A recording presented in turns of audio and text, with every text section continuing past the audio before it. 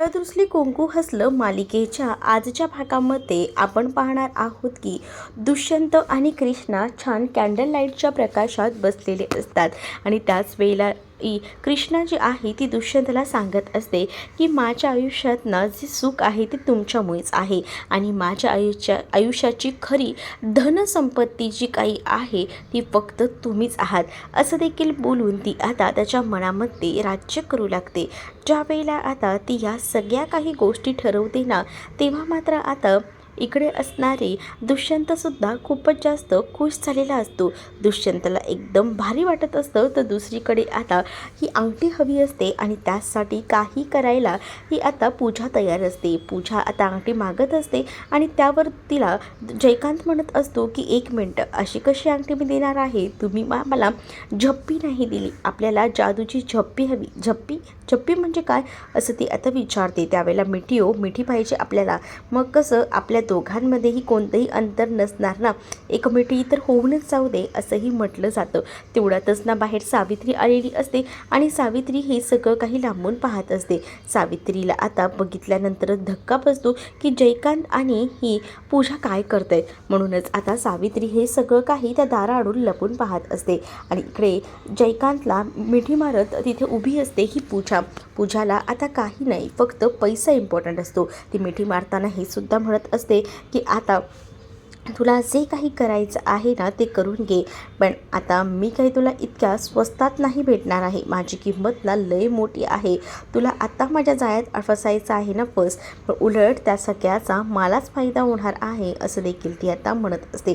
हे सगळं लांबूनच पाहत आता ही सावित्री असते आणि तिचं मात्र डोकं आता भलतंच फिरलेलं असतं, कारण तिला या सगळ्या गोष्टींना नको हव्या असतात आणि तशाच सगळ्या गोष्टी घडत असतात आणि त्यामुळेच ना आता संताप हा वाढत चाललेला असतो।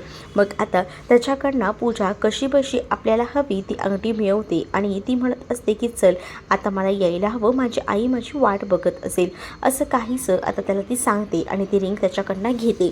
तिला आता ह्याच्याकडनं बरेच पैसे लुटायचे असतात। ही तर फक्त सुरुवात आहे, अजून बऱ्याच काही गोष्टी तुझ्याकडनं घ्यायच्या आहेत असं देखील आता ती म्हणत असते। त्यानंतर आता सावित्री पूजाला बघते आणि तिला म्हणत असते की काय ग तुझं काय चालू होतं? मी बघितलं तुझं काय त्या जयकांतसोबत मिठ्या मारत होतीस, तुला तुझं तरी कळतंय का? त्यावर पूजा म्हणत असते की आई तो ना आपल्या सोनं देणारी कोंबडी आहे। काय बोलतेस तू? तुझं कळतंय का तुला? कोंबडी आणि तो काय काय काय चाललंय काय तुझं हे? त्यावर सावित्री म्हणते अगं ते म्हणतात नाही का पैशाची खाण आपल्याला सापडते, अगदी तसंच झालंय।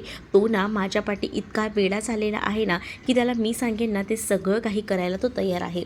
आणि तुला माहिती आहे का माझ्याकडे एक सगळ्यात महत्त्वाची मोठी गोष्ट आहे। मग सावित्री विचारते कोणती? तर पूजा आपल्या मोबाईलमध्ये असलेला तो व्हिडिओ दाखवू लागते आणि त्या व्हिडिओमध्ये बायजाबाईनं सगळ्या गुन्ह्याची कबुली दिलेली होती। सगळं काही सांगितलेलं होतं की हे सगळं मिस केलेलं आहे आणि या सगळ्याची करता मी आहे, याबद्दल तिने सगळं सांगितलेलं असतं। आणि हा व्हिडिओ मला कोणी दिला आहे माहिती का? हा व्हिडिओ जयकांतने दिला आहे। पण हा व्हिडिओ त्या पोरीनं काढला होता ना कृष्णाने, असं सावित्री विचारते। पूजाही सांगते की हो हा व्हिडिओ त्या कृष्णानेच काढला होता, पण त्या कृष्णाच्या मोबाईलमधला तो व्हिडिओ जयकांतकडे आहे। आणि मग ती जर राहिली बाजूला, पण आपल्याला हा व्हिडिओ दाखवून ना चांगलंच बायजाला ब्लॅकमेल करता येणार आहे। बायजाला ब्लॅकमेल केलं ना की बायजा आपण मागू तेवढे पैसे देईल आणि मी आता ठरवलं आहे की आपण हे घाम गाळत बसणं ना बंद करायचं आहे, शेतातली कामं वगैरे बायजाला हा व्हिडिओ दाखवायचा आणि तिच्याकडनं भरपूर पैसे लुटायचे, असं हे सगळं ठरलेलं असतं पूजाचं। आणि ती हे सगळं काही प्लॅनिंग करूनच आपल्या आईलाच म्हणजे सावित्रीला सांगत असते। पण हे सगळं काही भक्ती ऐकत असते। भक्तीला कळून गेलेलं असतं की हा व्हिडिओ जो आहे तो पूजाकडे आहे, म्हणजेच कृष्णाच्या मोबाईलमधला हा व्हिडिओ पूजाकडे आहे, म्हणजेच मी जो विचार करत होते तो बरोबर आहे। म्हणजे काकेत कळसा आणि गावाला वळसा ही गत झालेली आहे। जयकांतकडेच हा मोबाईल होता ही गोष्टसुद्धा आता कळून चुकलेली असते। मग आपल्याला आता काही बी झालं तरी कृष्णाला या सगळ्या गोष्टी सांगायला हव्या, कारण कृष्णा अख्खं गाव तिचा मोबाईल शोधत होती, पण तिला तो मोबाईल कुठेही सापडत नव्हता आणि त्यामुळेच ना आता हे सगळं काही घडत होतं। या सगळ्या गोष्टी तिला आठवू लागतात आणि त्यामुळेच ना आता ती विचार करत असते की मला या सगळ्याबद्दल सांगायला हवं। पण दुसरीकडे पूजा आणि सावित्रीचं बोलणंही होत असतं। पूजा सावित्रीला सांगत असते की आपल्याकडे आता पैसाच पैसा येणार आहे। सावित्री खुश होते आणि ती म्हणत असते काय गं माझी मुलगी, किती ते हुशार, किती किती किती हुशार। आता म्हणजे आपण मस्त असं पैशांच्या पावसामध्ये नाहून निघणार आहोत तर. मग पूजाही तिला म्हणते की हो पैशांच्याच पाऊसमध्ये आपण मस्त ओलचिंब होणार आहोत. बघ ना त्या बायजाला कसं ब्लॅकमेल करून पैसे मिळवते ते. आणि तिला ना हा व्हिडिओ जर हवा असेल ना तर ती त्यासाठी कोणत्याही थराला जायला तयार आहे. ती किती रुपये देईल हेही मला माहिती आहे. मग बघ ना मी कसं आता ऐन वेळेला बँड वाजवते आणि सगळ्या काही गोष्टी माझ्याकडनं घेते. खरं तर ना या सगळ्यामध्ये मला जयकांतचा खूप सपोर्ट आहे. म्हणूनच तर जयकांतसोबत मला चांगलं राहावं लागतं आहे. कारण जयकांतच मला सोन्याचं अंड देणारी कोंबडी आहे. पण आता हे सगळं भक्तीने ऐकलेलं असतं. भक्ती आता या सगळ्या गोष्टी दुसऱ्या दिवशी जाऊन लगेचच कृष्णाला सांगायचं ठरवते. कृष्णाला तिने अर्जंटमध्ये भेटायला बोलवलेलं असतं तर तिथे बंट्या असतो. तो मात्र मस्त बोरं खात बसलेला असतो आणि तो भक्तीला सुद्धा म्हणत असतो की घे ना थोडीशी पोरं. पण आधीच भक्तीच्या डोक्याला खूप जास्त टेन्शन असतं. भक्तीला कधी एकदा ह्या सगळ्या गोष्टी ना कृष्णाला सांगते ना असं झालेलं असतं. आणि त्यामुळे कृष्ण तिथे आल्यानंतर बोलते भक्ती बोल ना कशाला बोलवलं आहेस. त्यावर भक्तीला कृष्णा विचारत असते तर कृष्णाला आता भक्ती सांगू लागते की इतके दिवस तू तुझा मोबाईल हुडकत होतीस ना तर तुझा मोबाईल दुसरा तिसरा कोणी नाही तर जयकांतकडे आहे. आणि तुला माहिती आहे का तो व्हिडिओ तू बनवला होता तो पूजाच्या मोबाईलमध्ये आहे. मी काल रात्रीच तो व्हिडिओ आणि त्यांचं बोलणं सगळं काही ऐकलं आणि त्यामुळेच तर मला ह्या सगळ्या गोष्टी कळल्या. हे आपलं असं झालं ना काकेत कळसा आणि गावाला वळसा. अरे बापरे. मग कृष्णाला जेव्हा आता समजतं की तो व्हिडिओ आपल्या ताब्यातच आहे पूजाच्या मोबाईलमध्ये त्यावर पूजाच्या मोबाईलमधनं तो व्हिडिओ बघते. काही कर आणि गायब कर कारण आपल्याला तो व्हिडिओ हवा आहे. बाजाच्या विरोधातला मोठा पुरावा आहे आणि तो त्या मोबाईलमध्ये होता. आणि हे सगळं काही मी केलं होतं कारण मला ना काही झालं तरीसुद्धा तो मोबाईल हवा आहे. मोबाईल नाही भेटला तरीही चालेल पण आता माझ्यासाठी सगळ्यात महत्त्वाचं आहे ते म्हणजे ते मिळवणं. कारण मला ना आता काही झालं ना तरीसुद्धा हवा आहे तो मोबाईलमधला व्हिडिओ. असं देखील भक्तीला आता ती सांगू लागते. तर भक्ती म्हणते की ठीक आहे मी माझ्या परीनं प्रयत्न करते. जसा मला मोबाईल भेटेल तसं मी तुला सांगते असंही तिने आता सांगितलेलं असतं. त्यानंतर दुसरीकडे बायजा ही दलपतरावांना विचारत असते की काय झालं. ती बाई यावेळेला माझ्या विरुद्ध उभी नाही का राहिली. नाही आपण या पॅनलवर एकटेच आहोत. आपल्या समोर उभं राहायला कोणीही नाही आहे. कारण विजयाचा मुहूर्तमेढ आपल्याचकडे रोवली जाणार आहे हे सुद्धा मला कळतं आहे. कारण आपण एवढी मेहनत घेतो आहे आणि ह्या सगळ्या गोष्टींना त्यातूनच मला या सगळ्या गोष्टींची एक एक करून लिंक लागते आणि त्यामुळेच मला या सगळ्या गोष्टी स्पष्ट आणि व्यवस्थित दिसत आहेत असं देखील आता म्हटलं जात असतं. मग दुसरीकडे मात्र आता बायजा म्हणत असते की या सगळ्या गोष्टी अशा आहेत पण या सगळ्या गोष्टीचं खरं क्रेडिट जातं ते म्हणजे दुष्यंतरावांना. जयकांत म्हणत असतो. जयकांत जेव्हा हे सगळं बोलतो तेव्हा दुष्यंत म्हणतो की असं काही नाही मी माझ्या आईसाठी जे काही करतोय ते. पण बायजासुद्धा म्हणत असते की हो रे माझ्यासाठी करतोयस पण केवढं काय करतोयस या सगळ्या गोष्टी ना मला आधी माहीत बी नव्हत्या. पण आता तुझ्यामुळे का होईना या सगळ्या गोष्टी हळूहळू आम्हाला कळत आहेत. आणि त्याच वेळेला तुला एकही माहिती आहे ना की आपण काय गोष्टी करतो ते. आणि तसं कृष्णाही तुझ्यासाठी ना खूप काही करत असते असं बायजाला दुष्यंत सांगत असतो. त्यावर आता बायजाला जुना प्रसंग आठवतो ज्यावेळेला ते डेअरी काढणार होते आणि त्याला सर्वस्वी विरोध हा कृष्णाचा होता. त्या सगळ्या गोष्टी जेव्हा आता समजतात तेव्हा मात्र कृष्णा जी आहे ती त्याच गोष्टीचा विचार करत असते. पण बायजाला सगळ्या गोष्टी लक्षात असतात. बायजा म्हणत असते की तू विसरलायस का रे दुष्यंता ती या सगळ्यामध्ये अडचणी आणायचं काम कोण करत होतं. त्यावेळेला तुझ्या या बायकोनंच अडचण आणली होती आणि त्यामुळे तुझं डेअरीचं काम झालं नव्हतं आणि तुला पैसे देऊ शकत नव्हतो आम्ही. आणि बघितलंच ना मग किती मोठं नुकसान झालं होतं ते. या सगळ्या गोष्टी आता ती सांगत असते. मग आता या सगळ्या गोष्टी जेव्हा आता समजतात तेव्हा मात्र आता इथे असताना दुष्यंत म्हणत असतो की तेव्हा काय घटना घडल्या होत्या तेव्हा मला वाटलंही नव्हतं की माझ्या आयुष्याची पूर्णपणे ही राणी बनेल. पण आज सगळ्याच गोष्टी वेगळ्या घडल्या आहेत आणि तेव्हाही काहीतरी वेगळं घडलं होतं. कोणाची ना कोणाची चूक होती त्यात आपण काहीच बोलू शकत नाही. राहू दे सगळ्या काही गोष्टी ठीक होतील असंही आता म्हटलं जातं. जेव्हा या सगळ्या गोष्टी तो म्हणत असतो ना तेव्हा मात्र कुठेतरी जाऊन कृष्णाला सुद्धा बरं वाटतं. पण कृष्णा म्हणत असते की बायजाबाई तुम्ही काळजी करू नका कारण तुम्ही ही निवडणूक जिंकायला हवी ना त्यासाठी मी बरेच प्रयत्न करते. आणि आता 2 दिवसातच असा विजयाचा गुलाल उडवला जाणार आहे ना की मग बघाच तुम्ही सगळ्या काही गोष्टी आपल्याकडनंच होतील आपल्याच बाजूनं होतील.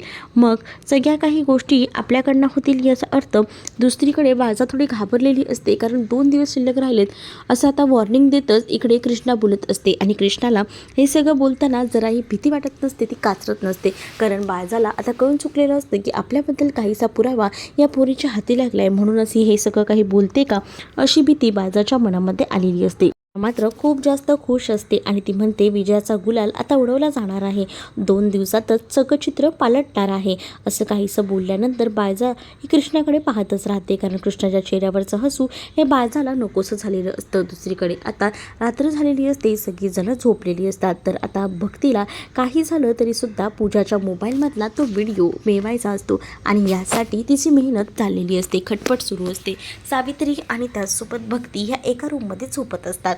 मग इथे मात्र सावित्रीला आता स्वप्न पडलेलं असतं आणि स्वप्नात ना तिला पैशांचा पाऊस पडत असतो. म्हणूनच ती स्वप्नामध्ये बडबडत असते, पैशांचा पाऊस आला, पैशांचा पाऊस आला. भक्ती उठता उठता परत थांबते, कारण आता कसं काय करणार, कारण जर सावित्रीला जाग आली आणि सावित्रीनं आपल्याला पकडलं तर, कारण पूजा ना दुसऱ्या रूममध्ये झोपायची, त्यामुळे आता भक्तीला त्या रूममध्ये जायचं होतं. भक्ती दबक्या पावलाने का होईना त्या रूममध्ये जाते आणि त्या रूममध्ये जाऊन आता तो मोबाईल आहे का नाही हे बघत असते. आणि त्याच वेळेला आता ती बाजूला घेऊन मोबाईल झोपलेलीच असते आणि ती पूजाला आधी तपासते, पूजा गाढ झोपली तर आहे ना, कारण पूजाच्या मोबाईलमधला तो व्हिडिओ तो गायब करायचा असतो आणि यासाठी आता धडपड करत असते. पूजाचा तो मोबाईल मिळवायचा आणि काही झालं तरी त्या मोबाईलमधला तो व्हिडिओ आपण गायब करायचा. पूजाचा मोबाईल कसा बसा तिच्या हाती लागतो. मग तो मोबाईल आता ती हातात घेते आणि ठरवते की आता आपण हा व्हिडिओ पटकन आपल्याला सेंड करून घेऊया. आणि तिने आता तो व्हिडिओ स्वतःला सेंड करून घेतलेला असतो. तो व्हिडिओ तो स्वतःला सेंड तर ती करून घेते आणि त्याचबरोबर पूजाच्या मोबाईलमधला सेंड केलेला व्हिडिओ डिलीट करते. जसा आता ती व्हिडिओ डिलीट करते ना, तेव्हा लगेचच इथे पूजाला जाग आलेली असते. पूजा इकडे तिकडे बघत असते, पण लगेच ना तो व्हिडिओ डिलीट करूनच इथे वाचणाऱ्या भक्तीने तो व्हिडिओ कृष्णाला सुद्धा त्या रात्री सेंड केलेला असतो. तिला कळत असतं, जर हा व्हिडिओ आपण आपल्या मोबाईलमध्येच ठेवला आणि पुन्हा पकडला गेला तर प्रॉब्लेम होईल, त्यामुळेच तो व्हिडिओ ती पहिल्यांदा डिलीट करते आणि त्यानंतर तो कृष्णाला आधी पाठवून मग डिलीट करते. दुसरीकडे पाहायला मिळतं की कृष्णा गाढ झोपलेली असते. दुष्यंत हा मस्तपैकी लॅपटॉपमध्ये त्याचं काम करत असतो, त्याला तहान लागलेली असते. तो बाजूचं ग्लास पाहतो, पण तिथे पाणी नसतं. मग आता दुसरीकडे इथे कृष्णाच्या टेबलवर सुद्धा पाण्याचा ग्लास ठेवलेला असतो, हे बघण्यासाठीच तो आलेला असतो. आणि तेवढ्यातच ना इथे तिच्या मोबाईलची लाईट्स ऑन होते आणि तिच्या मोबाईलवर कोणाचा तरी मेसेज आला आहे हे दुष्यंतला समजतं. दुष्यंत विचार करतो की इतक्या रात्री हिला कोणाचा मेसेज आला असेल आणि म्हणूनच तो आता भक्तीचा मेसेज आला आहे ते बघतो. पण ती व्हिडिओ ही फाईल स्वरूपात पाठवलेली असल्यामुळे ती समोर दिसत नसते. मग तो विचार करतो की भक्तीने एवढ्या रात्री काय पाठवलं असेल आणि असं बोलूनच तो आता मेसेज ओपन करायला जात असतो. मेसेज ओपन करायला जाणार तेच त्याच्या लक्षात येतं की आपण हे चुकीचं करत आहोत, कारण आपल्या कृष्णाचीच म्हणजे आपल्या बायकोची सुद्धा काहीतरी प्रायव्हसी आहे आणि हे सगळं करून आपण चुकीचं करतोय असाही विचार ना आता मात्र तो करत असतो. आणि म्हणूनच तो मागे हटतो आणि आपण व्हिडिओ नाही बघायचा, हे सगळं चुकीचं आहे असाही विचार करून तो लगेचच टेबलवर मोबाईल ठेवून देतो, कारण त्याचं कृष्णावर खूप जास्त प्रेम होतं आणि विश्वासही तितकाच होता. मग आता या सगळ्या गोष्टींमुळे त्याने आपला मोबाईल जो आहे तो तिथेच ठेवलेला होता. दुसरीकडे आता पूजाला जाग आलेली असते. भक्ती तिकडनं जात असते. पूजा म्हणत असते की काय ग भक्ती, तू इथे काय करतेस. भक्ती आता गोंधळते आणि त्याच वेळेला तिच्या लक्षात येतं.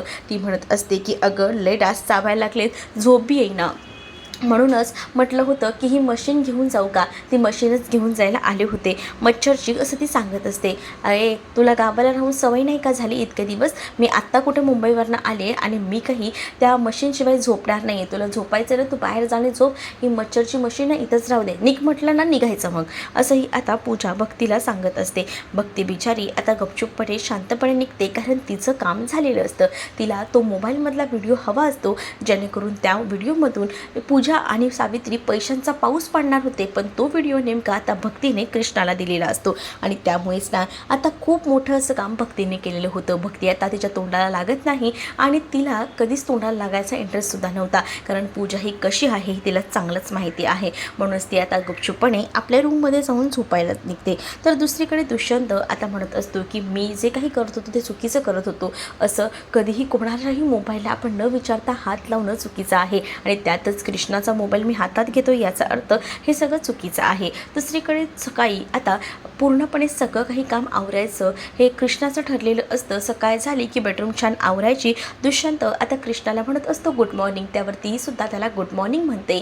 तर आता दुष्यंत कृष्णाला म्हणत असतो की तुझ्या मोबाईलला ना रात्री एक मेसेज आला होता, कोणाचा आला होता असं ती विचारते. त्यावर भक्तीचा आला होता, तिने कसला तरी व्हिडिओ पाठवला आहे बघ असं म्हटल्याबरोबर आता कृष्णा लगेचच मोबाईल हातात घेते आणि कृष्णा मोबाईलमधला व्हिडिओ बघू लागते. तिच्या लक्षात येतं की काल मला भक्तीनं सांगितलं होतं, भक्तीनं तो मोबाईलमधला व्हिडिओ मिळवलाय की काय. आणि मग तो व्हिडिओ आता लगेचच कृष्णा प्ले करते. कृष्णा जेव्हा तो व्हिडिओ प्ले करते तेव्हा तिने साऊंड बंद ठेवलेला असतो आणि त्याच वेळेला तिला जो व्हिडिओ हवा असतो तो मिळालेला असतो. त्याच वेळेला दुष्यंत तिला विचारतो की कसला व्हिडिओ पाठवला होता.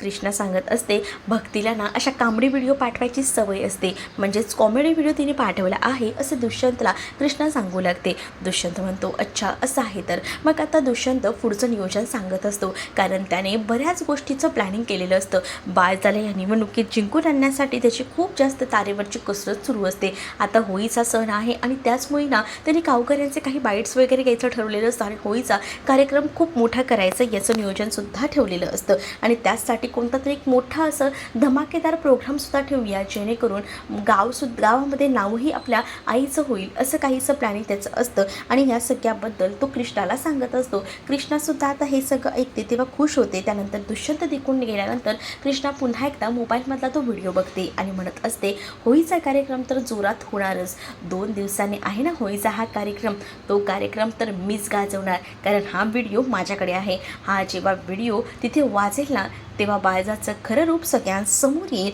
असं देखील आता कृष्णा हातातील मोबाईल घेऊन बोलत असते. पुढील भागामध्ये पाहायला मिळतं की बाळजा खूप जास्त चिडचिड करत असते कृष्णाच्याच नावानं आणि ती ह्या सगळ्या ज्या गोष्टी आहेत ती दलपतराव आणि मैनावतीला सांगत असते. तर त्यानंतर कृष्णाही आता म्हणत असते की हे घ्या तुमच्यासाठी आईस्क्रीम आणला आहे, कारण आता तुम्हासनी 2 दिवस ना डोकं थंड ठेवायची गरज आहे. 2 दिवसानंतर तुमचं डोकं इतकं तापणार आहे ना की तुम्हाला काहीच गोड लागणार नाही, अगदीच कडू कारल्यासारखं सगळं लागणार आहे असं बोलून ती आता तिला कुल्फी देत असते खायला. पण त्याच वेळेला बाळजाला राग येतो, बाळजा ती कुल्फी फेकून देते. दुष्यंत आता येतो आणि म्हणतो की मी होळीच्या कार्यक्रमाची पूर्ण जय्यत तयारी केलेली आहे.